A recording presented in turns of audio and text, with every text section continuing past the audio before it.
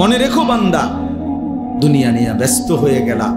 আলহাকুমুত তাকাসুর, দুনিয়া বাড়ানোর নেশা তোমাদেরকে আমি আল্লাহ থেকে, ইবাদত থেকে গাফেল করে দিল। হাত্তা জুরতুমুল মাকাবির, মনে রেখো এরই মধ্যে একদিন তুমি পৌঁছে যাবে কবরস্থান। মনোযোগ দিলেও মরে যাইবা, অমনোযোগ হইলেও মরে যাইবা, সেজদা দিলেও মরে যাইবা, নাফরমানি করলেও মরে যাবে। ইব্রাহিম নবীরও মৃত্যু হয়েছে, নমরুদেরও মৃত্যু হয়েছে, মুসা নবীও ইন্তেকাল করছে, ফেরাউনও কি করছে।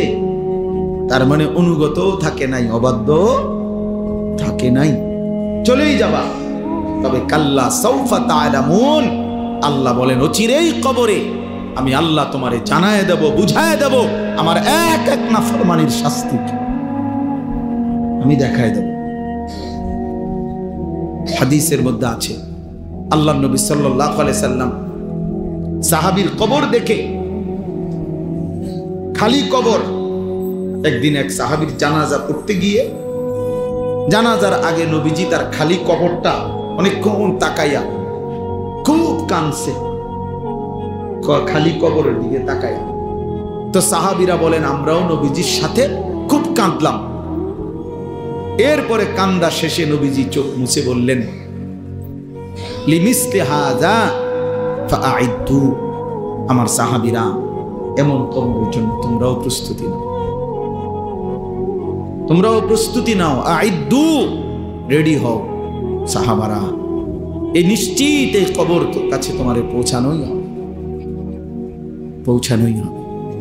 জলজ্যান্ত মানুষ, হাসি খুশি মানুষটা পলকের মধ্যে নিস্তব্ধ হয়ে যায়। কি আশ্চর্য বিষয়। আমার মামি কিছুদিন আগে মারা গেছে, আমি মামির বড় মামি আমার জানাজা পড়তে গেছে, তখন আমার মনে পড়ছে, হায় মামি, আপনি আমার ছোটবেলায় ছাত্র জীবনে আমি খুব সিমের বিচি খাইতে পছন্দ করতাম, সিমের দানা। আমার মামি তরকারি রাঁধলে, সিমের তরকারি রাঁধলে সিম এগুলো আলাদা নিয়ে বাটিতে আবার একটা একটা করে দানা আনতো, খুললা দানাগুলো খুললা আমার একসাথে মুঠ করে কত সময় মামি আমার এই সিমের দানা দিছে, খাইতাম। তো সেই মানুষটা যাকে আমি চোখে দেখলাম এতদিন এতবার, সেই তিনি কবরে চলে গেছে, কবরে চলে গেছে। কি ব্যস্ততম জিন্দেগি ছিল, বড় সংসার ছিল, সব ছেড়ে চলে গেছে। এমনই তো। তাহলে মৃত্যু আমাদের জন্য নিশ্চিত যে আমাদেরকে থামায় দেবে। এই হাসি, এই কান্না, আনন্দ, বেদনা, দুঃখ, পেরেশানি, এই ছেলেরা তোমাদের জওয়ানি থামায় দিবে। তোমরা জানো না কে দেখে তোমাগরে, তোমাগরে সমস্ত চুলের ফ্যাশন কোন ইবলিস ছাড়া, শয়তান ছাড়া কেউ দেখে। অনেক ছেলে আসছো, গায়ের মধ্যে বোঝা যায় গেঞ্জি গায়ে, খেলোয়াড়ের গেঞ্জি, ক্রিকেটের গেঞ্জি, সদর বদর আর কি গায়ে দাও, কি পড়ো, কি মুসলমান, কি মা বাপ, কিচ্ছুর খবর না। মুসলমানের আখলাক জিজ্ঞাসা করে, নামাজ পড়ছে কবে? এশার নামাজও পড়ে নাই, মাগরিবের নামাজও পড়ে নাই। এই নির্লজ্জ বেহায়া, এত বড় বেশরম কেমনে মসজিদে বলল? তাহলে জিজ্ঞাসা করে যে তোর কলিজার মধ্যে একটা ভয় লাগলো না? আল্লাহর ঘরে কেমনে বসলি নাফরমান, সেজদা ছাড়া? কোরআনুল কারীমের মধ্যে আছে, ওমান ইউআযযিম শাআইরাল্লাহ ফাইন্নাহা মিন তাকওয়াল কুলুব, আল্লাহর নিদর্শনাবলীকে যে সম্মান করবে, তো আল্লাহ তাআলা বলেন এটা তার অন্তরে তাকওয়া আছে, এই কথার প্রমাণ বহন করবে। তার অন্তরে আল্লাহ ভীতি আছে, আল্লাহর ভয় আছে, এই কথার প্রমাণ আল্লাহর নিদর্শনাবলীকে সম্মান করা। তো আল্লাহর নিদর্শনাবলী এর মধ্যে মসজিদ, আল্লাহর ঘর অন্যতম। প্রতিটা মসজিদ, প্রতিটা আল্লাহর ঘর আল্লাহর নিদর্শনাবলীর একটি। এই জন্য যে মসজিদকে সম্মান করবে, তো এইটা তার অন্তরে তাকওয়া আছে, আল্লাহর ভয় আছে, এই কথার প্রমাণ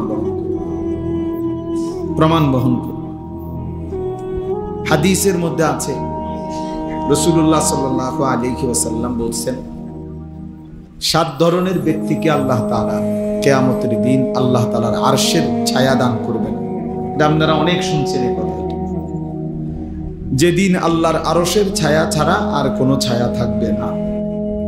এই 7 ধরনের ব্যক্তির মধ্যে এক ধরনের ব্যক্তি হলো ওই ব্যক্তি, রাজুলুন কলবুহু মুআল্লাকুন বিল মাসাজিদ, যার অন্তর মসজিদের সাথে লেগে আছে, যার দিল মসজিদের সাথে লেগে আছে।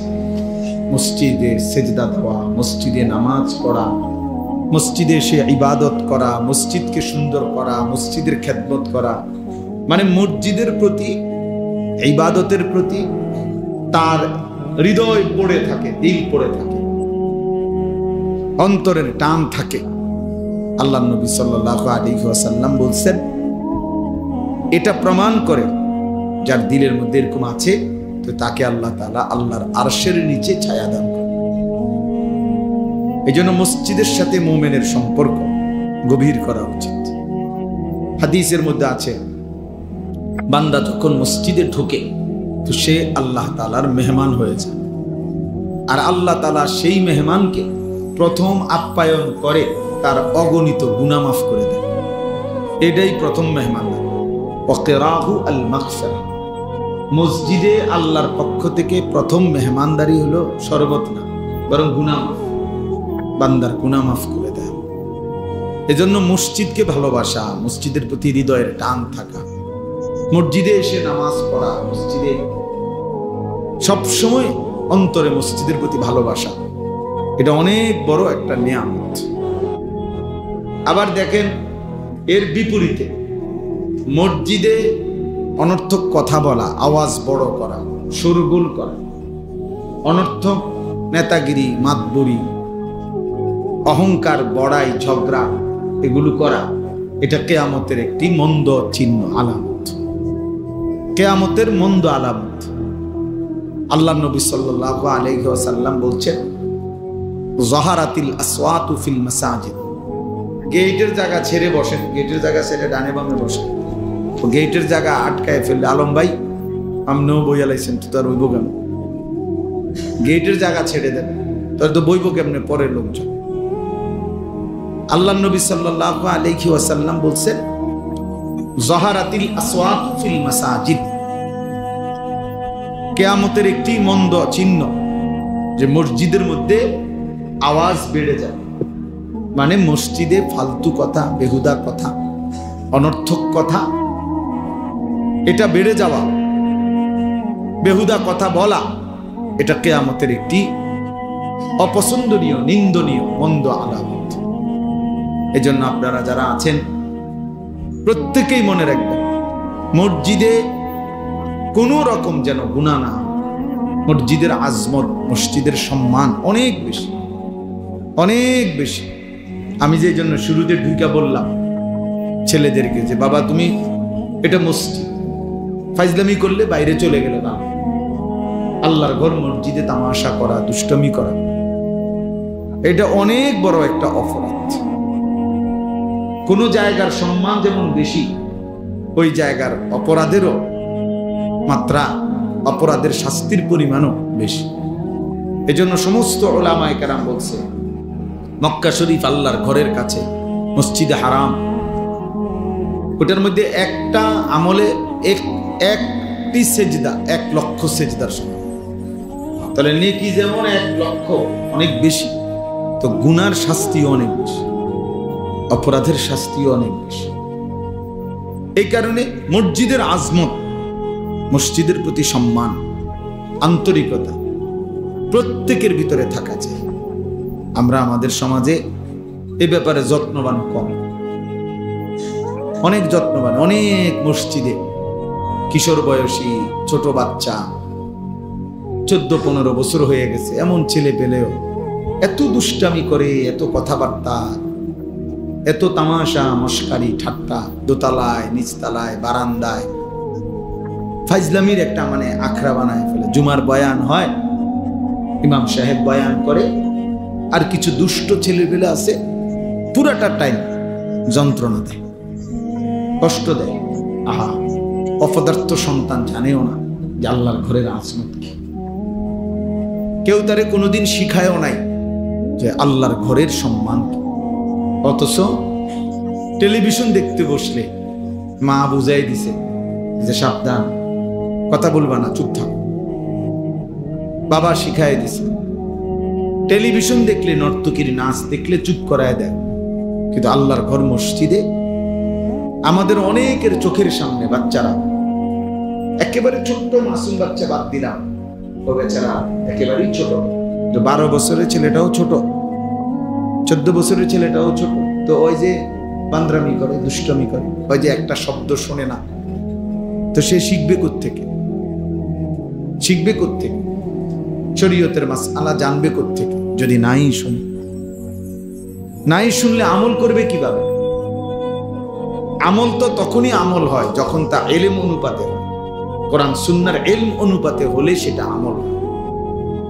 এমনিতে আপনার মন মতো আমল করলে, নিজের ইচ্ছা মতো, এই যে আপনাদের মাঝ বয়সী বয়স্ক অনেক লোক আছে, হাজার বললেও, কোটিবারও যদি বলে, যদি ফাও ধরে, তারপরও উনি উনার সূরা কেরাত শুদ্ধ করবেন। কিছু বয়স্ক লোক আছে এমন গোয়ার, যে মানে বুঝে যে উনার সূরা অশুদ্ধ, দোয়া কালাম অশুদ্ধ, কিন্তু দুনিয়ার কোনো কথা দিয়া ওনাগরে এটা বুঝানো যায়। কোন ইবলিস ওনাকে কলিজার ভিতরে বুঝাই দিচ্ছে যে অসুবিধা নেই, আল্লাহ ভরসা, এই যে এরুম ফরি এরুম, এটা অন্য কেউ বুঝাই দিচ্ছে তার কলজে, যে মাইতো না যে হুজুরা কইবই আল্লাহ ভরসা। এখন আল্লাহ বলছে কিনা আপনারা বলেন, যে আল্লাহ যদি বলে, আপনারা শুনছেন যে আল্লাহ বলছে যে বান্দা তুমি ভুলের উপরে, মিথ্যার উপরে, ভুলের উপরে মৃত্যু পর্যন্ত থাকো, আমি ভরসা, এটা আল্লাহ বলছি। তো তো আমাদের কে ভরসা দিল? আপনার এই ভরসাটা দিল আফসুসের বেলা, আফসুসের বেলা। 60 বছর 50 বছর হয়ে গেছে, এই কথাটুকুও বোঝে না যে আমার সূরা, আমার কেরাত, আমার দোয়া, আমার তাসবিহ, আমার আত্তাহিয়াতু, আমার দুরূদ শরীফ, আমার দোয়া।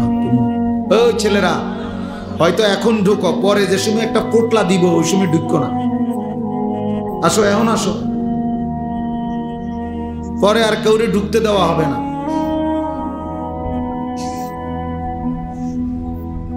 হ্যাঁ, কিছু খবর নেয়, মনে করেন কিছু আছে খবর নেয়, কিছু দিবনি। এবার যদি রাত 2টাও বাজে ঘুরবো, বুঝলেন? যদি রাত 2টাও বাজে, সারা রাতও লাগে, তারপরও ঘুরবো।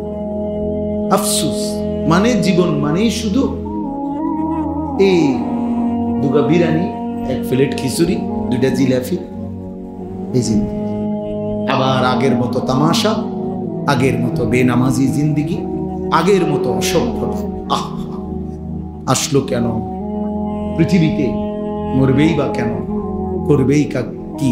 কিচ্ছু জানে না, কিচ্ছু জানে না। আফসুস হয়েছে ওই জীবনের উপরে, আফসুস যে জীবন জানে না আমি আসছি কোত্থেকে, আমার করণীয় কি, কেন আসলাম, কি করছি। জীবনের যার কোনো লক্ষ্য উদ্দেশ্য নাই, গন্তব্য নাই, মঞ্জিল যে চেনে না, আমি যাব কোথায়, পৌঁছবো কোথায়, থামবো কোথায়, এটা যার মধ্যে জানা নাই, ওই বাস্তবিক অর্থেই মনে রাখেন ওই কোনো মানুষ, ওই জন্তু জানোয়ার। কোরআন বলছে ওকে জানোয়ারই বলছে। জানোয়ারেরই কোনো নির্দিষ্ট টার্গেট নাই, তার দরকারও নাই। টার্গেট দিয়ে করবো কি? কোনো গরু, ছাগল, কুকুর, বিড়ালে টার্গেট দিয়ে করবে কি? তার তো কোনো হালালও নাই, হারামও নাই, জায়েজ না জায়েজ কিছু নেই, তার জন্য কোনো বিধান নাই, দিন নাই, শরীয়ত নেই। কিন্তু ইনসানের জন্য বিধান আছে, হালাল হারাম আছে, জায়েজ না জায়েজ আছে, করণীয় বর্জনীয় আছে। কারণ তার জন্য আখিরাত আছে, তার জন্য হিসাব আছে, তার জন্য বিচারের মাঠ আছে, তার জন্য আমলনামা প্রস্তুত হচ্ছে, তার আমলনামা মিজানের পাল্লায় ওজন হবে, তাকে ফুলসেরাত পার হইতে হবে, তাকে জান্নাত কিংবা জাহান্নামে যেতে হবে। এটা গরু ছাগলের নাই, এটা জন্তু জানোয়ারের নাই। তাইলে সোজা হিসাব, যে তার হালাল হারাম বুঝে না, জায়েজ না জায়েজ বুঝে না, করণীয় বর্জনীয় বুঝে না, তো সে বাস্তবিক অর্থে কোনো মানুষ, সে জানোয়ার, সে হাইওয়ান, যার মধ্যে কোনো তামিজ নাই, মানে পার্থক্য শক্তি নাই, পার্থক্য শক্তি। তাইলে বাবা বলতেছিলাম আল্লাহর ঘর মসজিদের কথা বলছি। মসজিদের আজমত জরুরি, মসজিদে জুমার বয়ান গুরুত্বপূর্ণ, মসজিদের ইমাম সাহেবকে সম্মান করা খুব গুরুত্বপূর্ণ, মুয়াজ্জিনকে সম্মান করা খুব গুরুত্বপূর্ণ। মসজিদের একটা জুতার বাক্স, মসজিদের বালু, মসজিদের একটা মোমবাতি অনেক সম্মানিত, এটা মসজিদের। আমরা কোরআন হাদিসের ভাষায় বলে নিসবতের কারণে দামি হয়, মানে সম্বন্ধের কারণে দামি। ইট বালু পাথর সিমেন্টের একটা ঘর এমনিতে শুধু ছিল ঘর, কিন্তু যখন এটা সিদ্ধান্ত হলো যে এটা আল্লাহর ঘর, এই আল্লাহর এই শব্দটা যখন এই ঘরের সাথে লাগলো তো এটা দামি। কি বলে এটা নিসবতারি, মানে সম্বন্ধ কিসের সাথে মিলল, ওইটার কারণে দামি হয়, ওটার কারণে দামি হয়। এমনিতে একটা কাপড়, এটা কাপড়, কিন্তু যখন এটারে বলে যে এটা কোরআন শরীফের গিলাফ, তো এটা দামি, দামি। তাহলে সম্বন্ধ নিসবত এর কারণে দামি। তো মসজিদ আল্লাহর ঘর, অতএব এটা নিঃসন্দেহে দামি, এটা দামি, এটা অনেক দামি। আমরা এই জন্য ইনশাআল্লাহ মসজিদের জন্য সবার কাছে অনুরোধ, মসজিদে নামাজ পড়া, জামাতকে ঠিক মতো আদায় করা, মসজিদে আন্তরিকতা রাখা, ভালোবাসা, এটা যেন সবার মধ্যেই থাকে। এই পদ পদবী, মূল্যায়ন অবমূল্যায়ন এই কোনো বিষয় নেই। অমুকের সভাপতি বানাই দেব, আমনে তারে দিয়ে দেন সভাপতি, বলে তুই সভাপতির আব্বা, তুই সভাপতি 14 গোষ্ঠী, তুই নেই সভাপতি, তোর সভাপতি নিয়ে তুই সিরা খাবে, তোর সেক্রেটারি নিয়ে তুই কি করবে, মানুষ বিজয় খাবে। হ্যাঁ, আল্লাহ তাআলা আমাদেরকে বুঝতাম। আখিরাতে ইন্নাল্লাহা লা ইয়ানজুরু ইলা সুওয়ারিকুম ওয়ালা ইলা আজসামিকুম, নবী সাল্লাল্লাহু আলাইহি ওয়াসাল্লাম বলেন হাসরের ময়দানে নিশ্চয়ই আল্লাহ তাআলা তোমাদের চেহারা দেখবেন না, তোমাদের শরীর দেখবেন না, ওয়ালাকিন্নাল্লাহা ইয়ানজুরু ইলা কুলুবিকুম ওয়া আ'মালিকুম, বরং আল্লাহ তাআলা তোমাদের দিল দেখবেন এবং তোমাদের আমল দেখবেন। দিল দেখবেন আর কি দেখবেন? আমল দেখবেন। এর ভিত্তিতে আল্লাহ তাআলা ফয়সালা করবেন। এজন্য বাপ ও দুনিয়া বিয়ে সমস্ত পদ পদবি দিয়ে কিচ্ছু আসে যায় না, বরং মসজিদের প্রতি হৃদয়ের টান। এজন্য আমার আখিরাতের জন্য আমি নামাজ পড়ব, সেজদা দেব, মসজিদে আসব, মসজিদের খেদমতে থাকব, মসজিদে বেশি বেশি যাওয়ার চেষ্টা করব, এটা আমার আখিরাতের জন্য। হাদিসের মধ্যে আছে বাশশিরিল মাশাঈন ফি যুলামি ইলাল মাসাজিদ বিন-নূরিত তাম্মি ইয়াউমাল কিয়ামা। আজীব হাদিস। নবী সাল্লাল্লাহু আলাইহি সাল্লাম বলছে অন্ধকারের মধ্যে, মানে এশার নামাজ এবং ফজরের নামাজ, অন্ধকারের মধ্যে যারা বেশি বেশি মসজিদে গমন করে, হে নবী কিয়ামতের দিন ফুলসিরাতের গোড়ায় তাদের জন্য পরিপূর্ণ আলোর সুসংবাদ দান করে। বিন-নূরিত তাম, পূর্ণ আলো, মানে হাদিসের মধ্যে আছে ফুলসিরাত 30,000 বছরের রাস্তা, যেটা সকলকেই পার হইতে হবে। ওয়া ইম মিনকুম ইল্লা ওয়ারিদুহা, আল্লাহ তাআলা কোরআনে বলছে এমন কেউ হবে না যাকে এটা পার হতে হবে, সে নবী হোক, সে ওলি হোক, আর সে কাফের হোক, মানে অনুগত অবাধ্য, সকলকে এটার উপরে কি করতে হবে? পার হইতে হবে, পার হইতে হবে। তো এই 30,000 বছরের রাস্তার যে ফুলসিরাত, এটা নবী সাল্লাল্লাহু আলাইহি সাল্লাম বলছে এটা অন্ধকার থাকবে, একেবারে অমাবস্যার ঘুটঘুটে অন্ধকার। প্রত্যেক মুমিনের ঈমানের সাথে তার আমলের পরিমাণ অনুপাতে ওই ফুলসিরাতের গোড়ায় যখন যাবে, প্রত্যেক ইমানদারের, ইমান শর্ত, প্রত্যেক ইমানদারের তার আমলের পরিমাণ অনুপাতে ওই গোড়ায় গেলে আল্লাহর কুদরতে তার জন্য ওই পরিমাণ আলো জ্বলবে। এই জন্য সবার আলো একরকম হবে না, আলগা লাইট, আপনারটা আপনার আলো, আমারটা আমার, আপনারটা আমার। এই ক্ষেত্রে নবীজি সাল্লাল্লাহু আলাইহি ওয়াসাল্লাম বলছেন যে অন্ধকারের মধ্যে, মানে এশার নামাজ এবং ফজরের নামাজ, এই দুই নামাজ অন্ধকারের নামাজ নাকি? কথা বলেন। এশার নামাজ তো পুরা অন্ধকার, আর ফজরের নামাজ আবসা অন্ধকার। এই দুই অন্ধকারের মধ্যে যে মসজিদে যায় বেশি বেশি, আল্লাহ নবী সাল্লাল্লাহু আলাইহি সাল্লাম বলেন ফুলসিরাতে তার জন্য পূর্ণ আলো জ্বলে, 30,000 বছরের রাস্তা পূর্ণ আলো নিয়ে সে পার হতে পারবে। এজন্য এশার নামাজ এবং ফজরের নামাজ খুব গুরুত্বপূর্ণ। এশার নামাজ এবং ফজরের নামাজ যারা আদায় করে না, রাসূলুল্লাহ সাল্লাল্লাহু আলাইহি ওয়াসাল্লাম তাদেরকে বলছেন মুনাফিক। একেবারে স্পষ্ট বুখারীর হাদিস। ওই অপদার্থ হলো মুনাফিক, যে অপদার্থ এশা এবং ফজরের নামাজ পড়ে না। এই দৃষ্টিতে আপনাদের আমাদের অসংখ্য সন্তান, অসংখ্য মুসলমান যারা প্রতিনিয়ত ফজরের নামাজ পড়ে না, এদেরকে বলে রাখেন যে প্রত্যেকেই যেন ভোটার আইডি কার্ড, জন্ম নিবন্ধন সনদ এবং পাসপোর্ট যেখানে ধর্মের পাশে ইসলাম লিখছে এটা যেন চেঞ্জ করে, বরং এটা যেন শুধরাইয়া লিখে নেয় এফিডেভিট করে যে আসলে আমি মুসলমান নাই, মুনাফিক। কেন? আমি ফজরের নামাজ পড়ি না, ফজরের নামাজ পড়ার জন্য কোনো প্রস্তুতিও নাই, আমার মানসিকতাও না। এমন অসংখ্য জানোয়ার আছে, হাইওয়ান আছে, যে হাইওয়ানের কলিজার ভিতরেও খোদার এক বছরে 365 দিনে কোনোদিন এই জানোয়ার বলতে পারবে না ফজরের নামাজ কাকে বলে।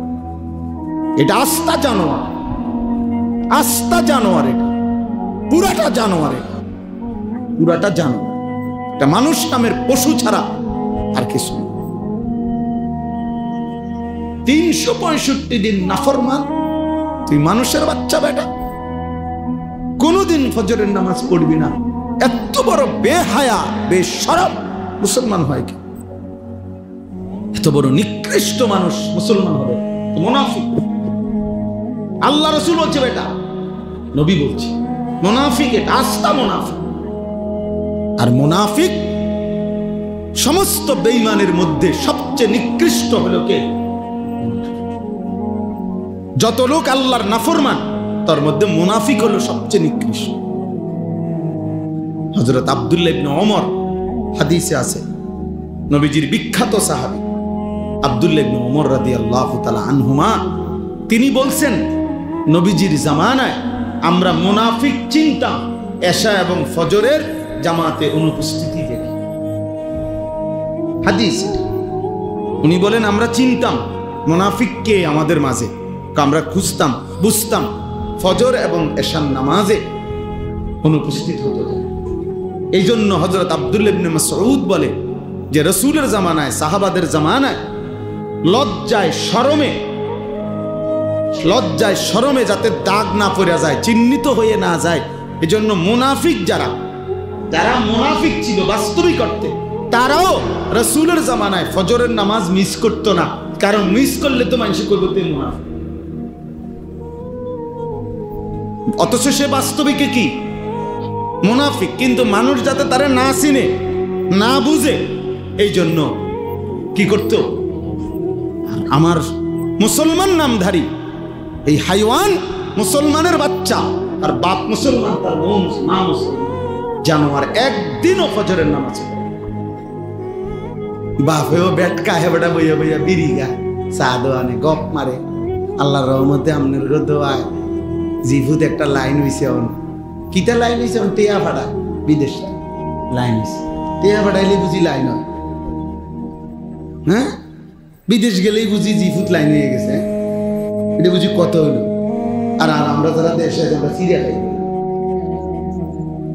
এটা বুঝি কথা হইল।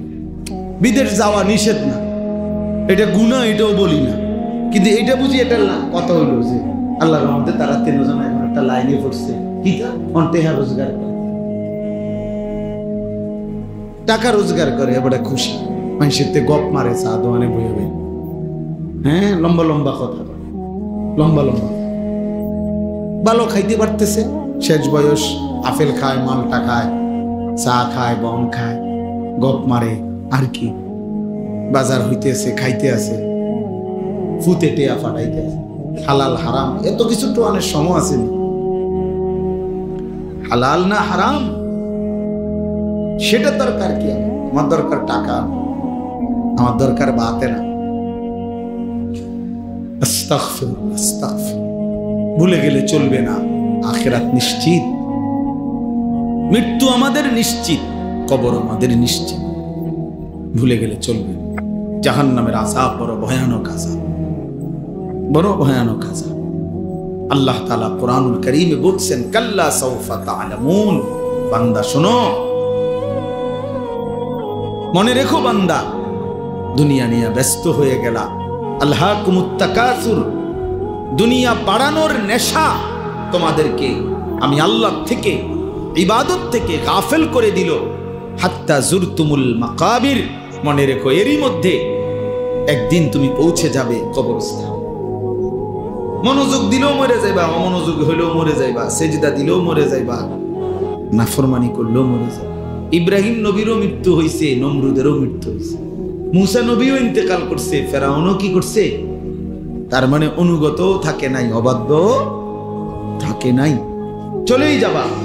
তবে কাল্লা সাউফা তা'লামুন, আল্লাহ বলেন অচিরেই কবরে আমি আল্লাহ তোমারে জানায় দেব, বুঝায় দেব আমার এক এক নাফরমানির শাস্তি আমি দেখায় দেব।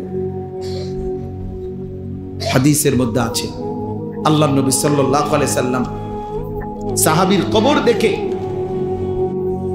খালি কবর, একদিন এক সাহাবীর জানাজা পড়তে গিয়ে, জানাজার আগে নবীজি তার খালি কবরটা অনেকক্ষণ তাকাইয়া খুব কাঁদছে, খালি কবরের দিকে তাকাইয়া। তো সাহাবীরা বলেন আমরাও নবীজির সাথে খুব কাঁদলাম। এরপরে কান্দা শেষে নবীজি চোখ মুছে বললেন, লিমিসলি হাযা ফাআইদু, আমার সাহাবীরা এমন কবরের জন্য তোমরাও প্রস্তুতি নাও, তোমরাও প্রস্তুতি নাও, আইদু, রেডি হও সাহাবারা, এই নিশ্চিত এই কবর কাছে তোমারে পৌঁছানোই হবে, পৌঁছানোই হবে। চলো জ্যান্ত মানুষ, হাসি খুশি মানুষটা পলকের মধ্যে নিস্তব্ধ হয়ে যায়, কি আশ্চর্য বিষয়। আমার মামি কিছুদিন আগে মারা গেছে, আমি মামির বড় মামি আমার জানাজা পড়তে গেছি, তখন আমার মনে পড়ছে, হায় মামি, আপনি আমার ছোটবেলায় ছাত্র জীবনে আমি খুব সিমের বিচি খাইতে পছন্দ করতাম, সিমের দানা। আমার মামি তরকারি রাঁধলে, সিমের তরকারি রাঁধলে সিম এগুলো আলাদা নিয়ে বাটিতে আবার একটা একটা করে দানা খুলতো, খুললা দানাগুলো খুললা আমরা একসাথে মুঠ করে, কত সময় মামি আমারে এই সিমের দানা দিছে, খাইতাম। তো সেই মানুষটা যাকে আমি চোখে দেখলাম এতদিন এতবার, সেই তিনি কবরে চলে গেছে, কবরে চলে গেছে। কি ব্যস্ততম জিন্দেগি ছিল, বড় সংসার ছিল, সব ছেড়ে চলে গেছে। এমনই তো, তাহলে মৃত্যু আমাদের জন্য নিশ্চিত যে আমাদেরকে থামায় দিবে। এই হাসি, এই কান্না, আনন্দ, বেদনা, দুঃখ, পেরেশানি, এই ছেলেরা তোমাদের জওয়ানি থামায় দিবে। তোমরা জানো না কে দেখে তোমাগরে, তোমাগরে সমস্ত চুলের ফ্যাশন, কোন ইবলিস ছাড়া, শয়তান ছাড়া কেউ দেখে না। অনেক ছেলে আসছো, গায়ের মধ্যে বোঝা যায় গেঞ্জি গায়ে, খেলোয়াড়ের গেঞ্জি, ক্রিকেটের গেঞ্জি, সদর বদর আর কি গায়ে দাও, কি পড়ো, কি মুসলমান, কি মা বাপ, কিচ্ছুর খবর না। মুসলমানের আখলাক জিজ্ঞাসা করেন, নামাজ পড়ছে কয়জন? এশার নামাজও পড়ে নাই, মাগরিবের নামাজও পড়ে নাই, এই নির্লজ্জ বেহায়া এত বড় বেশরম কেমনে মসজিদে বলবে? তাহলে জিজ্ঞাসা করে যে তোর কলিজার মধ্যে একটা ভয় লাগলো না?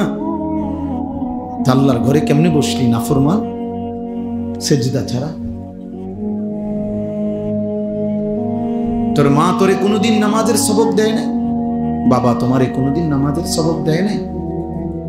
এক মা বাপ সন্তানকে লালন পালন করছে, এই ছোটবেলায় এত আদর সোহাগ দিয়া বাচ্চাকে বড় করছে এক মা বাপ।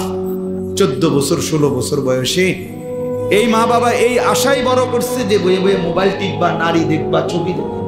হায় হায় জানোয়ার, এই জন্য তোর মা তোরে দুধ খাওয়ায় না। তুই মায়ের দুধের কলঙ্ক, মায়ের রক্তের কলঙ্ক।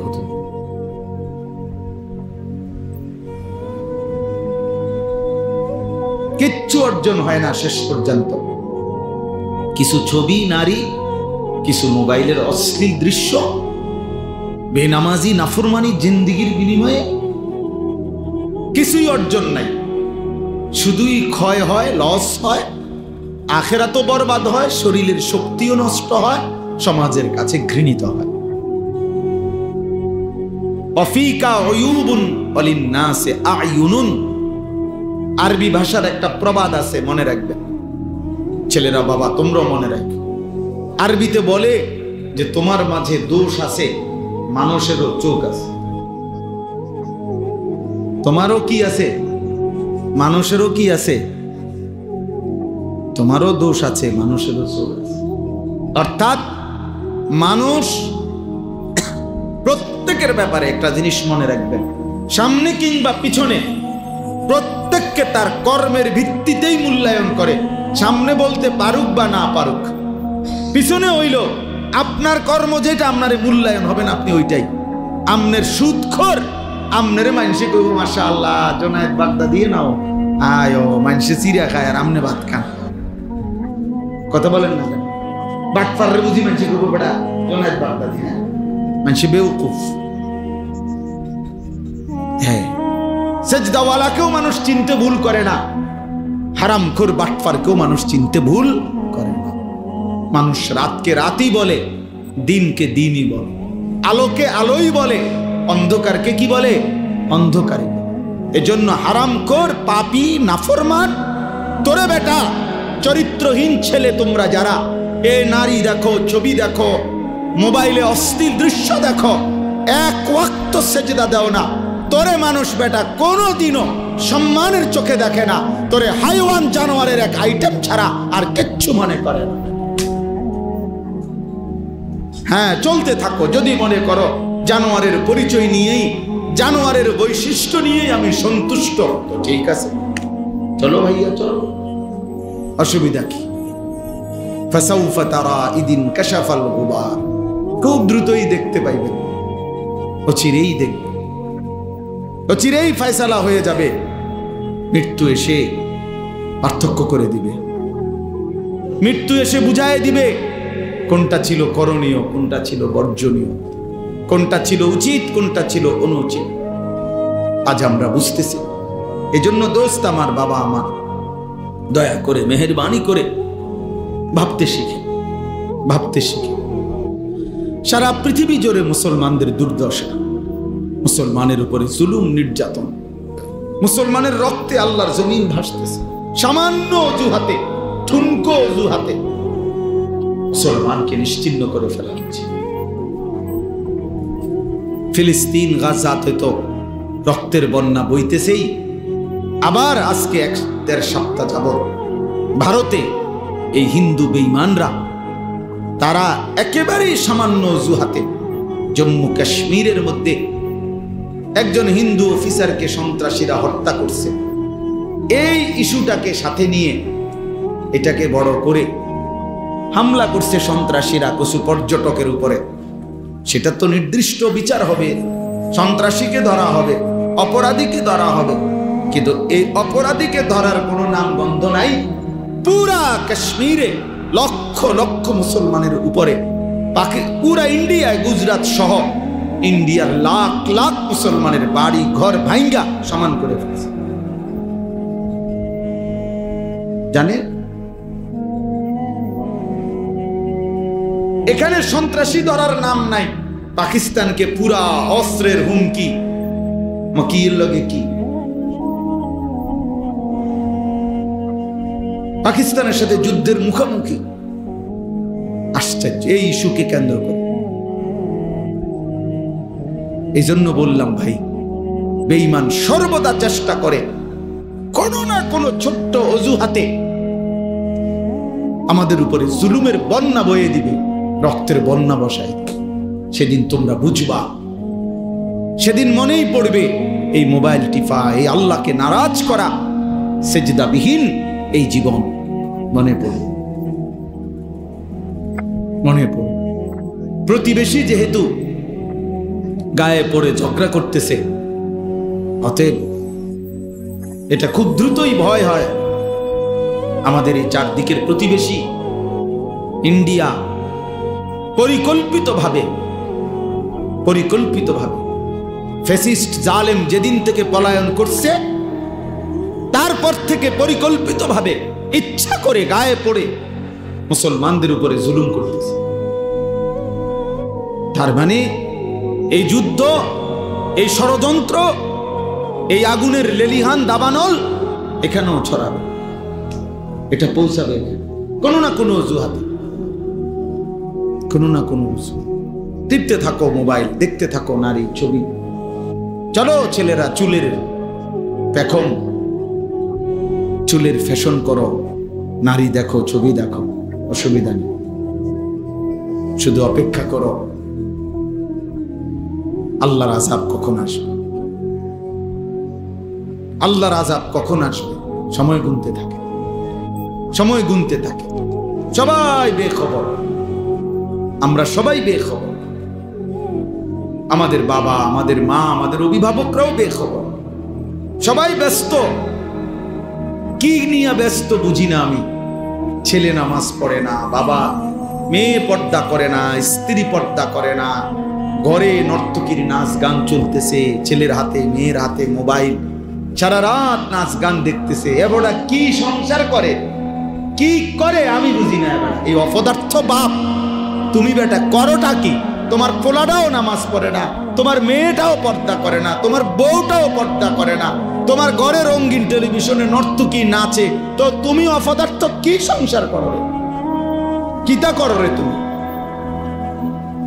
কিরে ভাই বলেন না, কি করেটা কিসে?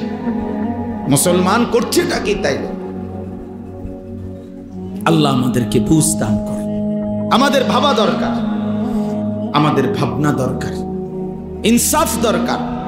আমরা নিজের হাতে আমাদের উপরে মুসিবত টেনে আনতেছি। মা আসাবাকুম মিন মুসিবাতিন ফাবিমা কাসাবাত আইদিকুম।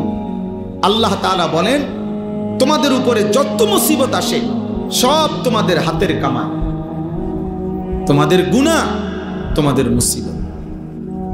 আমাদের পাপ, আমাদের এই ছেলেদের, মেয়েদের, আমাদের বয়স্কদের এই হারাম গুনাহ, আমার আপনার প্রতিটা পাপ আমাদের জন্য আযাবকে কাছায়,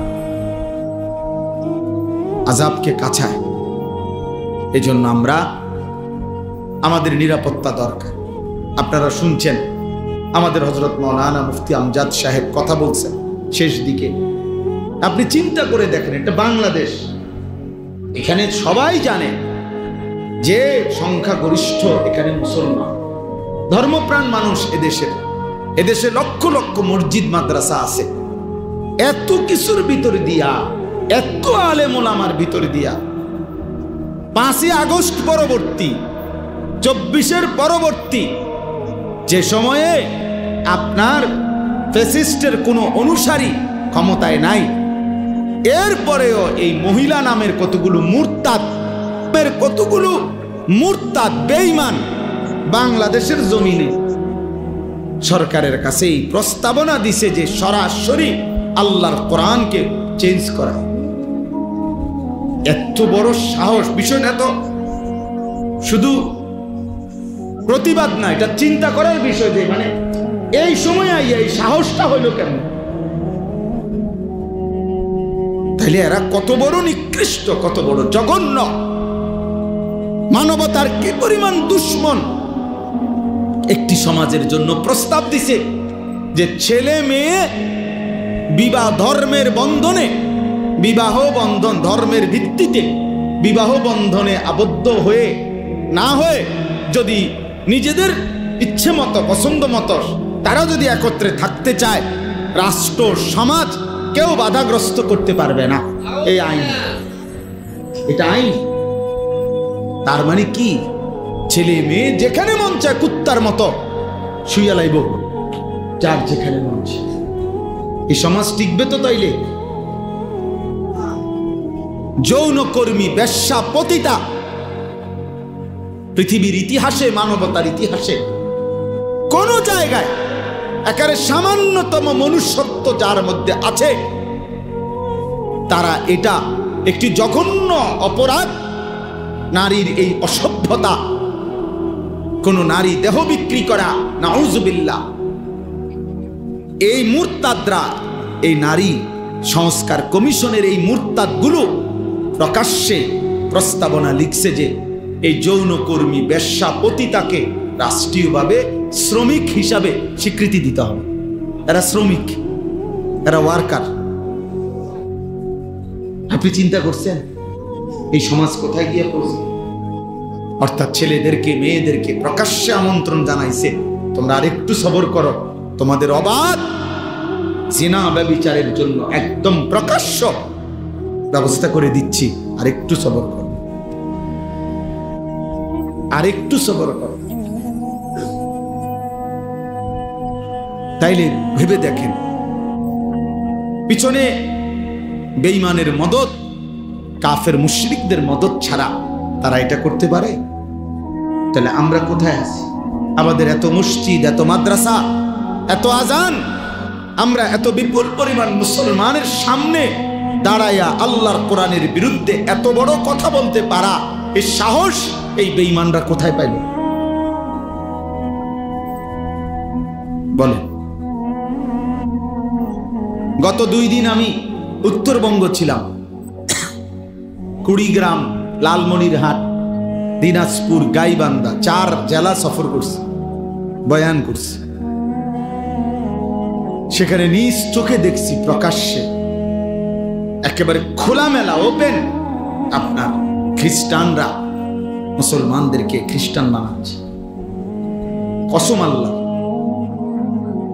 শুধু দিনাজপুর জেলায় 793টা গির্জা আছে, একটা জেলা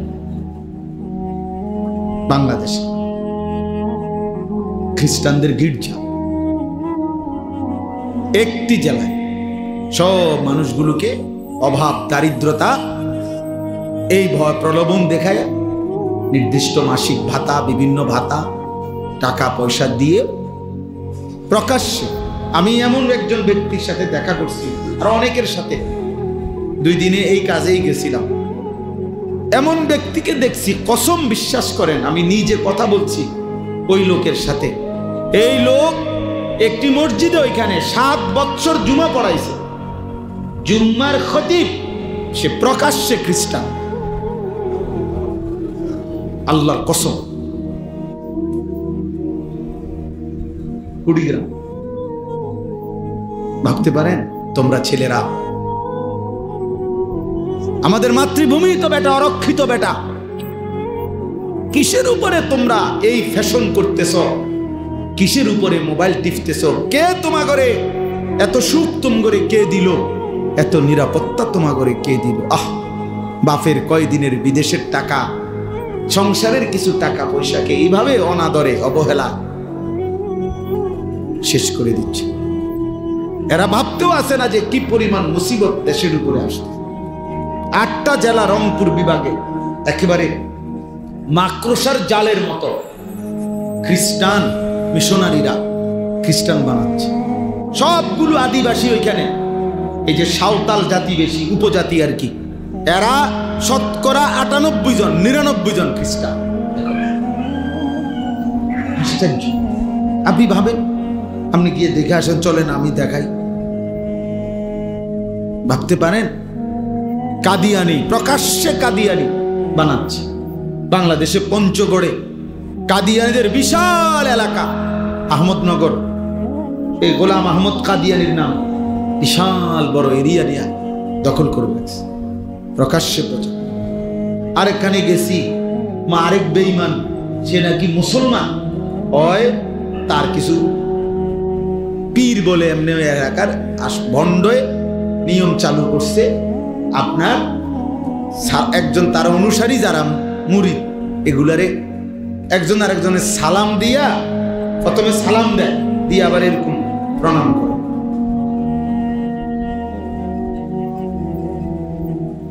মা কি এটা কি? আমাদের দেশে দেখেন না, অনেকে মাজার দেখলে এরকম করে, এরকম কেরম জানি চিনজি মিনজি তো দেখি অনেক সময়, হেতে কইতে হেতে কি করছে বুঝেন নাই কথা। কারে সম্মান করলাম? কি বিল্ডিং এর সম্মান করলে এরকম, নাকি যিনি পীর সাহেব বুজুর্গ কবরে আছে ওনারে সম্মান করলে? তো যদি ওনারে স্মরণ করো তো ওনার জন্য সূরা ফাতিহা না পড়বে কি? বুঝেন নাই কথা। কোন কবরবাসীকে স্মরণ করার নিয়ম কি? এরকম সুমা দাওরিডা ডিকিতা আপনি সূরা ফাতিহা না পড়বেন, দাঁড়ান তো সিনজি থামান, অটো থামান, গাড়ি থামান, থামাইয়া সবাই কি পড়েন? সূরা ফাতিহা পড়েন, 3 বার কুল হুয়াল্লাহু আহাদ পড়েন, ঠিক না? কবর জিয়ারতের নিয়ম কি এগুলা নাকি বলেন না? তাহলে আমনের আমার যদি কবর বাবার কবর জিয়ারতের নিয়ম এটা হয়, তো পীর সাহেব বাবার কবর জিয়ারত আরেক নিয়ম হলো না বলে? এটা আরেক নিয়ম হবে কেন? আল্লাহ আমাদেরকে মাফ করে দেন। এজন্য আমাদের জন্য এটা জরুরি। আমি এই বাস্তবতাগুলো, আমাদের পার্বত্য চট্টগ্রাম অরক্ষিত, রাঙ্গামাটি, খাগড়াছড়ি, বান্দরবন, প্রতিনিয়ত খ্রিস্টানরা এটা দখলের পায়তারা আছে। এখানে হাজার হাজার মানুষ খ্রিস্টান। আমাদের সেন্ট মার্টিন কক্সবাজারের ওখানে, সেটাও অরক্ষিত। এটা নিয়েও নানামুখী কি আছে, ষড়যন্ত্র। তো দেশটাই এ কদ্দুর, বুঝেন নাই কথাটা? এমনি আমরা জায়গা কদ্দুরে, পুরোটা বাংলাদেশ ওয়ার্ল্ড ম্যাপে বাংলাদেশের জন্য যে কদ্দুর আঁকছে, এই কদ্দুরের মধ্যে কোনো একসাথে বাংলাদেশ পুরোটা এখন যায় জায়গা নাই। এই আমার দেশ এমনিতেই অল্প একটু, সেখানে যদি এতদিকে দুশ্মন ষড়যন্ত্র করে ছিনিয়ে নেওয়ার থাকবে কি আর? প্রিয় ভাই আমার, ছেলেরা আমার, বাবা আমার, আল্লাহর দিকে ফেরা দরকার। এটাই রাত গভীরের কথা। আল্লাহর দিকে আমাদের ফেরা দরকার। আমাদের আল্লাহই আমাদের সমাধান। আজকে ৭৭ বছর যাবত ফিলিস্তিনের মুসলমান নির্যাতিত, ৭৭ বছর একদিন। কাশ্মীরের মুসলমান আজকে ৭৮ বছর নির্যাতিত, ৬১ বছর ধরে রোহিঙ্গা মুসলমান নির্যাতিত।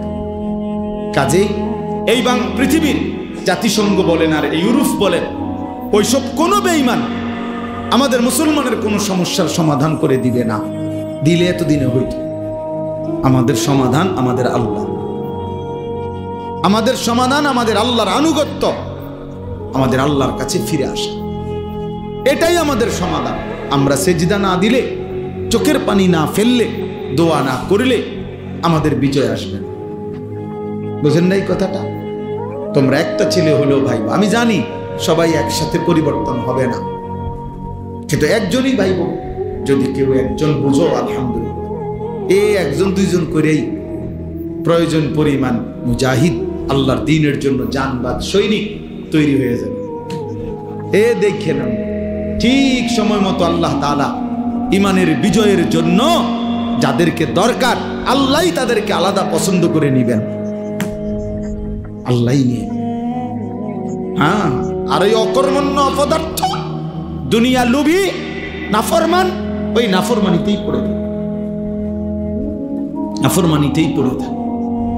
এজন্য আমাদের আল্লাহর দিকে ফেরা উচিত। আপনাদেরকে একটা উদাহরণ দেই, তাহলে বুঝবেন। বদরের যুদ্ধের দিন, সবাই জানি আমরা বদরের যুদ্ধের ঘটনা। নবী সাল্লাল্লাহু আলাইহি ওয়াসাল্লামের বদরের যুদ্ধের দিন নবীজি ৩১৩ জন সাহাবীকে আল্লাহ নবী সাল্লাল্লাহু আলাইহি ওয়াসাল্লাম যুদ্ধের ময়দানে যখন দাঁড় করাইছেন, হাদিসে স্পষ্ট আছে, বুখারীর রওয়ায়াত, আমি নিজে পড়াইছি, বুখারী শরীফের হাদিস। নবীজি সাল্লাল্লাহু আলাইহি সাল্লাম 313 জন সাহাবীকে বলছেন, তোমরা দাঁড়াও, আমি না বললে যুদ্ধ শুরু করবা না। তো নবীজি এই কথা বলে পিছনের দিকে আসছে।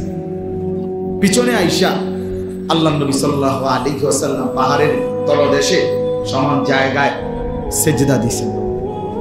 এক নাম্বার, চোখের পানি ছেড়ে কান্না শুরু করছে আর আল্লাহর কাছে একটা দোয়া করছে বারবার, আয় মাওলা, তোমার জাতের কসম মাওলা, আমার এই লোকে অল্প কয়জন, আমার মক্কার 13টা বছর আমি রক্ত ঝরিয়ে দিবা নিশি মেহনত করে আমি মদিনায় আসছি, আর এই মদিনার এই 6 মাসের ব্যবধানে আজকে যুদ্ধ, আমার পুঁজিয়ে 313 জন, আমার লোক নাই, আমার আছেই এ কয়জন। এই হাদিসে আছে, নবী বলছে কানতে কানতে সেজদা দিয়া দোয়া করতেছে আর বলতেছে, আল্লাহুম্মা ইন তুহলিক হাযিহিল ইসাবা লান তু'বাদা ফিল আরদ। আয় মাওলা, আজ যদি আমার এই ছোট্ট কাফেলা 313 জন, এই কাফেলা যদি ধ্বংস হয়ে যায় আপনার দুশমনের হাতে, তাহলে আপনার এই জমিনে আপনার ইবাদত আর হবে না, কে করবে? আর আমারে আপনি বেইজ্জতি করেন না, আমারে আপনি অপমান করেন না মাওলা, আমার এই অল্প কয়েকজনকে আপনি ধ্বংস করেন। মাত্র 8টা তরবারি, 2টা ঘোড়া, এই ছিল পুঁজি, আর কিচ্ছু নেই কারো কাছে, আর কিছু নেই। 8টা তরবারি ছিল 8 জনের হাতে, 2 জনের কাছে 2টা ঘোড়া ছিল, আর বাকিদের কাছে কিছুই ছিল না। কিন্তু নবীজি কি করলেন? 3টা কাজ করলেন। 1, সেজদা দিলেন। কি দিলেন? 2, চোখের পানি ফেললেন। 3, দোয়া করলেন। এই সেজদা, চোখের পানি, দোয়া, এই 3 জিনিস নবীজি যখন পূর্ণ দিলেন, আল্লাহ তাআলা জিবরাইলকে পাঠাইলেন। পাঠিয়ে জিবরাইল বললেন, কোরআন নাজিল করলেন, ফাস্তাজাবা লাহুম রাব্বুহুম, বন্ধু আপনার দোয়া কবুল হয়ে গেছে। আন্নী মুমিদ্দুকুম বিআলফিম মিনাল মালাইকাতি মুরদিফিন। আল্লাহ বলেন, বন্ধু 1000 ফেরেশতা যুদ্ধের সাজে সজ্জিত আমি আপনার সাহায্যের জন্য পাঠাইলাম। তো এরপরে মুসলমানের বিজয় হয়ে গেছে। তাহলে মুমিনের বিজয়, মুসলমানের বিজয় সেজদা। কিসে? চোখের পানি, চোখের পানি, দোয়া, দোয়া। আমাদের চোখের পানি, আমাদের সেজদা, আমাদের দোয়া, আমাদের জিহাদ, আমাদের কিতাল, আমাদের আল্লাহর জন্য জান দেওয়া, এটাই আমাদের বিজয়। এর মধ্যেই ঈমানের বিজয়, মুমিনের বিজয় আসতেই হবে। এ দেখেন, তোমরা ছেলেরা মনে রাখো, ভাইয়া মনে রাখো, আমি বললাম রং তামাশা ছাড়তে হবে। দেখো এমনি সোজা হইতা না তো, ফিডা খাইয়া সোজা হইবা আর কি। দুশ্মনের আঘাতে একদিন চোখের পানি, রক্ত ঝরবে। আজ ফিলিস্তিনের মজলুমের চোখে পানি নাই, আজ রক্তই ঝরবে। আজকে যদি ফিলিস্তিন গাজায় নিচের থেকে উঠায় কিছু, তাইলে মনে হবে পানির চাইতে বেশি রক্তই উঠবে। আজ আর তাদের চোখের পানি শুকায় গেছে রক্তের বন্যায়। 3 বছরের, 6 মাসের, 6 বছরের ছোট্ট ছোট্ট মাসুম বাচ্চা অকাতরে শহীদ হয়ে যাবে এই পৃথিবীতে, সভ্য পৃথিবীতে। এই জন্য সুন্দর সুন্দর কথা, পণ্ডিতি আর এই মোবাইল নিয়ে ব্যস্ত থাকা, এর নাম জিন্দেগি না। আল্লাহর সাথে গভীর সম্পর্ক, শিরিক মুক্ত ঈমান, আল্লাহর ইবাদত, বন্দিগি, এটাই আমাদের মূল ডিউটি। আল্লাহ আমাদেরকে বুঝা মানা সহজ করে দেন, সহজ করে দেন আল্লাহ তাআলা। আসো ভাইয়া, উকি দিয়া দেখো, কিছু ছেলে পেলে এখনো বাইরে ঘুরতে আছে, উকি দিয়া চায়, শেষ হয় না। আহারে বেশরম রে, এরা আমার কাছে খুব শরম লাগে। ঠিক আছে বেটা, সামান্য কিছু খাইবা তো খাইবা, কিন্তু এই নির্লজ্জের মতো শুধু দেওয়ানের টাইমে কেমনে বলবে? মানুষের তো একটা চোখ শরম আছে। আফসোস, আল্লাহ বুঝ দান করেন। চলেন, শেষ কথা আমার, আমি আপনাদের কাছে অনুরোধ করি, আমরা ভাবতে শিখি। আবার দেখ, এই ইচ্ছা করে এই নাস্তিক মুরতাদ মহিলাগুলো বাংলাদেশের এই 18 কোটি মুসলমানের বিরুদ্ধে চ্যালেঞ্জ করছে। তার মানে এরা বারবার দুশ্মন, আমাদেরকে শান্তিতে থাকতে দিবে না, বারবার উস্কায় দেয়, বারবার ঝগড়া বাজায় দেয়। এই জন্য আগামীকাল হেফাজতে ইসলাম বাংলাদেশের উদ্যোগে আগামীকাল ইনশাআল্লাহ ঢাকার সোহরাওয়ার্দী উদ্যানে মহাসমাবেশ।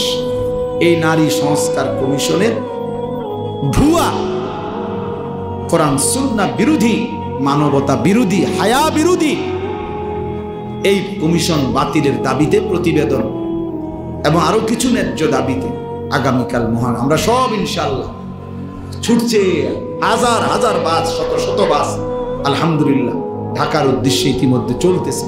আমরাও যাব সব ইনশাআল্লাহ, আমাদের বাস টাস সব রেডি, শেষ রাত্রের দিকে সব ছুটবে ইনশাআল্লাহ।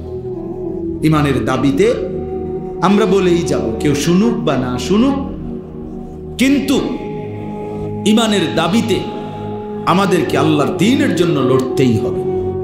এজন্য যুবক ভাই, তোমরা ফিরে আসো ভাইয়া। বেনামাজি জিন্দিগি, নাফরমানি জিন্দিগি দয়া করে আল্লাহর ওয়াস্তে ছেড়ে দাও বাপ।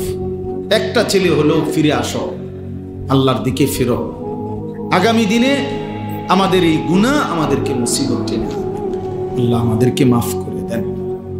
আমি যে আয়াতগুলো পড়ছি, এই আয়াতের মধ্যে আল্লাহ তাআলা বলেন, ওয়াইদ বাওয়ানা লিইব্রাহিমা মাকানাল বাইত, আমি আমার বন্ধু ইব্রাহিমের জন্য আমার ঘর কাবা পুনরায় নির্মাণ করবার জন্য আমি আল্লাহ তাআলা জায়গা পুরা নির্ধারণ করে দিলাম। অর্থাৎ নূহ আলাইহিস সালামের জামানায় কাবা ঘর আল্লাহ তাআলা তুফানের সময় তুলে নিয়েছিলেন উপরে। ইব্রাহিম আলাইহিস সালামের মাধ্যমে আল্লাহ তাআলা পুনরায় সেই ঘর নির্মাণ করেছিলেন। তো এই ঘর নির্মাণের সময় আল্লাহ বলছে, তুমি আমার ঘর নির্মাণ করো 3 উদ্দেশ্যে। 1, আল্লাহ তুশরিক বি শাইআ। 1 নাম্বার, আমার ঘর বানাবা কাবা যেন আমার প্রতিটা বান্দা মুমিন যেন আমি আল্লাহর গোলামি করে কোনোভাবে যেন আমার সাথে শিরিক না করে। এই শিরিক মুক্ত ঈমান টিকিয়ে রাখবার জন্য আমার ঘর বানাও, আমার ঘর সামনে থাকবে আর মুমিন আমি আল্লাহর গোলামি করব।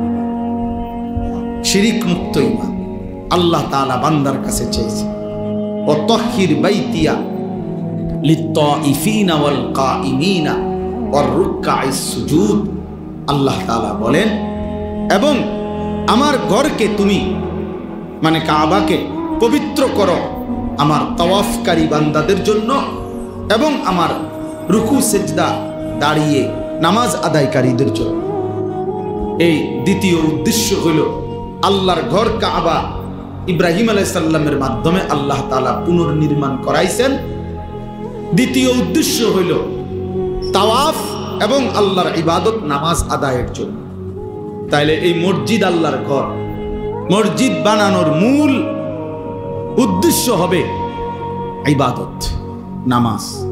এজন্য আমি সবসময় বলি, মসজিদ কমিটির সদস্যরা ইনসাফের সাথে আপনারা ইমাম সাহেব সহ মিটিং করেন যে ফজরের মুসল্লি কেমনে বাড়ানো যায়। এই নিয়ে হাজারো লাখো মসজিদে আপনি তদন্ত করে দেখেন যে কয়দিন মিটিং করছে শুধু এই কথার উপরে যে আমরা মসজিদে মুসল্লি ছেলেগুলো কেমনে নামাজি বানানো যায়। কেবল গেট বদলাও, SS5 লাগাও, টাইলস লাগাও, আরো বড় করো, আরো জাঁকজমক করো, আরো চাকচিক্য করো। টাইলস লাগাইতে লাগাইতে পারে না সভাপতি, সেক্রেটারি, কেশিয়ার, কমিটি, তার আর পুরা শোল্ডার মধ্যে যদি টাইলস লাগান যেত, কারণ আছে তো না লাগাইতো না, টাকাও আছে, টাইলসও আছে। এই কথা বুঝেন? কিন্তু একটাবার ইনসাফ করে বলেন যে এই নিয়ে মিটিং করছেন নিজে মুসল্লি কিভাবে বানানো যায়। ফজরের নামাজ এই মহল্লার সমস্ত মুসলমানের উপরে ফরজ না? কথা বলেন না কেন? তাহলে আপনারা উদ্যোগ নেন, আপনারা আলোচনা করেন, বয়স্করা, কমিটিওয়ালারা, মুরব্বীরা, যে আর কি করা যায়, আর কি করতে পারি আমরা। 50 জন মুসলমান তো একত্রে ভাবতে পারে। আমার একটা পরিচিত জায়গা আছে সন্দ্বীপ, চট্টগ্রাম। ওইখানে 2023 সালের অক্টোবর মাসে 4 থেকে 5 জন কলেজের ছেলে যারা নিয়মিত ফজরের নামাজ পড়ত, ওরা একদিন সিদ্ধান্ত নিছে যে আমরা আমাদের বন্ধুদেরকে ফজরের নামাজের জন্য উঠাবো। আমার খুব ঘনিষ্ঠ ওরা। 1 বছর তারা মেহনত করছে, প্রতিদিন ফজরের নামাজের জন্য বন্ধুদেরকে উঠাইতো। 1 বছর পরে আমি তাদের জন্য আলাদা একটা মাহফিল করছি, এই ছেলেদের জন্য। ওরা আমার হিসাব দিছে যে হুজুর আলহামদুলিল্লাহ 1 বছর আমরা এই 4 জন বন্ধু 5 জন আমরা একসাথে দিন রাত মেহনত করে ফজরের জন্য বন্ধুদেরকে উঠাইছি। এখন লিস্টেড বরাবর 2024 সালের আইসা নভেম্বরের 19 তারিখ না যেন 20 তারিখে আমি মাহফিল করছিলাম। তারা আমার হিসাব দিছে প্রায় 4500 ছেলে 1 বছরে লিস্টিভুক্ত ফজরের নামাজ জামাতে। ইচ্ছা করলে সম্ভব? কথা বলেন না কেন? সম্ভব। একজন মুরব্বী জিম্মাদারি নেন যে আমি আমার নাতিরে উঠাবো। আমি তো আলহামদুলিল্লাহ আমার 7 বছরের বাচ্চাকে প্রতিদিন ফজরের নামাজের জন্য আমি দাঁড়ানো থাকি, উঠাই, এরপরে মসজিদে। আজকে সকালেও হ্যাঁ একবার উঠাইয়া বসাইছি, আবার আমি উজু করে এসে দেখি আবার শুয়ে গেছি। বলছি না আব্বা ওঠো, আবার ওঠো, আব্বা উজু করে আসো, নামাজ পড়ে আবার শুইও, আজকে আব্বা শুক্রবার, অসুবিধা নাই, ঘুমাইতে পারবা। এক এক সময় এক একটা বলে উঠাইতে হবে আমার, এটা আমার জিম্মা। চেষ্টা করলে সম্ভব। 1000 বার বললে, বারবার বললে। আরে প্রয়োজনে যদি একটা বাপ তার সন্তানকে নামাজি বানানোর জন্য চোখের পানি ফেলে, তাইলেও সেই চোখের পানি আল্লাহর কাছে দামি হবে, দামি হবে। এজন্য সবাই মিলে, আমার কাজল ভাই, আমি আপনার কাছে অনুরোধ করি, আপনি তো বুঝমান মানুষ, মহব্বত করেন আমাদেরকে। আমরা যে কয়জন বাবা ভাই আছেন, আপনারা বসেন, দায়িত্ব নেন, একজন একজন, দুইজন ছেলেদেরকে উৎসাহিত করেন, আলাদা দাওয়াত দিয়া মহল্লার ছেলেদের সাথে কথা বলেন যে বাবা আসলে কি করতে চাচ্ছ, কেন নামাজ পড়বা, আল্লাহর সাথে তোমাদের রাগটা কিসের, এটা জিজ্ঞান ছেলেদেরকে। ফিকির করেন, দেখবেন একজন ছেলে, 2 জন ছেলেই নামাজ পড়ুক, 10 জনেই পড়ুক, একজন হুজুরের বক্তব্য দিয়া আমনে একজন বক্তারে আনছেন আর একজন বক্তা বয়ান করলে এই সমাজ সবাই এক কথায় নামাজি হয়ে যাবে না, সবাই এক কথায় হবে না। সম্মিলিত প্রচেষ্টা, উদ্যোগ জরুরি। রাসূলুল্লাহ সাল্লাল্লাহু আলাইহি ওয়াসাল্লাম 23 বছরে যে দাওয়াত দিছেন মানুষকে, সাহাবায়ে কেরাম যারা নবীর হাতে কালেমা পড়ছেন তারা দাওয়াত দিছেন, কথা কয় না, আগে শুধু নবীজি একাই দিছে। তো উনারা সহ নবীজির কার্যক্রমটাকে আগায় নিতে সহযোগিতা করছে কিনা বল? আমার কাছে কিতাব আছে স্পষ্ট। রাসূলুল্লাহ সাল্লাল্লাহু আলাইহি ওয়াসাল্লাম প্রথম আবু বকর সিদ্দিককে কালেমা পড়াইছে নাকি? এই বাহিরে, ঘরের বাহিরে আবু বকর সিদ্দিক রাদিয়াল্লাহু তাআলা আনহু পরবর্তী 15 দিনের ভিতরে 6 জন বিখ্যাত সাহাবীকে উনি রাসূলুল্লাহ সাল্লাল্লাহু আলাইহি ওয়াসাল্লামের কাছে বুঝাইয়া আইডা কালেমা পড়ে মুসলমান। তাহলে এটা বুঝতে হবে, এটা বুঝতে হবে। হুজুর আমনে আইয়া কইয়া যান, সব বুড়া মানুষ অনেক আছে, মাঝ বয়সী অনেক আছে, হুজুর বেডিটি বেশি খারাপ, আমনে গদ্দুর কইয়া যান। হ্যাঁ হুজুর বুড়া মানুষ খুব খারাপ, আমনে গদ্দুর কইয়া যান। আমি গদ্দুর কইয়া, যেটা লাজন পানি থু দাও না, এটা তাবিজ আর কি। একজনে বললে হবে না, সবাই মিলে কি নিতে হবে? উদ্যোগ নিতে হবে, সবাই উদ্যোগ নিতে হবে। আল্লাহ তাআলা তৌফিক দান করেন, আল্লাহ মাফ করে দেন। চলেন, শেষ কথা হইল, আল্লাহ তাআলা বলছেন, তাহলে আমি বলার উদ্দেশ্য হইল, তৃতীয় কথা হলো আদ্দিন ফিন্নাসি বিল হজ। আল্লাহ তাআলা বলছে, বন্ধু ইব্রাহিম, আমার ঘর বানাইছি কাবা, এই ঘরকে কেন্দ্র করে মানুষ যে হজে আসে এই ঘোষণা দেন। তাহলে কাবা ঘরের তিনটি মাকসাদ আল্লাহ বলছেন। 1 নাম্বার, আমার ঘরের চারদিকে তাওয়াফ করবে। 2 নাম্বার, নামাজ আদায় করবে। 3 নাম্বার, হজ করবে। তাইলে বাপ, আপনাদের কাছে আমাদের বিনীত অনুরোধ, যে কয়জন সামনে বসছেন প্রত্যেকেই প্রথম কথা হলো শিরিক মুক্ত ঈমান এবং আল্লাহর ইবাদত বন্দিগির প্রতি যত্নবান হন। নিজেদের ছেলেপেলের দিকে দেখেন, মহল্লার ছেলেদের দিকে সবাই তাকায়েন। বাবা চাচারা, চোখ বন্ধ করলেই ঝড় থামে না। মনে রাখেন একটা কথা, অর্থাৎ এই কথাটা মনে রাখেন যে আমনে তুফান আসতেছে, আমনে যদি চোখ বন্ধ করে কোন কই না তুফান তো আইয়ে না, তুফান বুঝি আইয়ে না, আমনে না চোখ বন্ধ রাখছে, কথা বোঝেন নাই আমার? তাহলে চোখ বন্ধ করলে ঝড় থামে না, ঝড় তো আসতেই আছে, আমনে না চোখ বন্ধ করে রাখছে। তাহলে আমনে যদি বলেন আমি বুঝি না, তার মানে এই সমাজের অধপতন থামবে না, সমাজ নষ্ট হয়ে যাবে, একদিন আপনার ঘর আক্রান্ত হবে। এই জন্য প্রত্যেকের সাধ্যমতো নিজেকে সাধারণ মানুষ, গ্রামের মানুষ এসব বললে হবে না, একেবারে দিন মজুর কুলি ঠেলাওয়ালা রিক্সাওয়ালাও তো নিজের সংসার বুঝে, সংসারের কিছু আসবাবপত্র ব্যবস্থা করে, তো এগুলো বুঝলে আপনি ওইটা বুঝবেন না কেন? এই জন্য প্রত্যেকেই আন্তরিকভাবে নিজেদের মহল্লায়, নিজেদের সমাজে, নিজেদের ছেলেদেরকে কিভাবে নামাজি বানানো যায় ফিকির করে। এই দেখেন এখন অনেকগুলো ছেলে ঢুকছে, এদেরকে জিজ্ঞাসা করে দেখেন, মুসলমানের বাচ্চা নামাজ পড়ছো কিনা, জিজ্ঞাসা করে দেখেন। এদের মা কোথায়, এদের বাবা কোথায়, এদের আল্লাহ কোথায়, এদের রাসূল কোথায়, জিজ্ঞাসা করেন, ইনসাফ করেন, বলেন যে বাবা এত বড় নির্লজ্জ কেমনে হল। আফসোস এটা, ওই কপালে লানত যে কপাল আল্লাহকে সেজদা, লানত তোর কপালে, লানত বেটা, আল্লাহর লানত। আল্লাহ কোরআনে বলছে, ইবলিস তুই আমারে সেজদা দিলি না, তোর উপরে আমি আল্লাহর লানত কিয়ামত পর্যন্ত। কোরআন শরীফের আয়াত কিনা?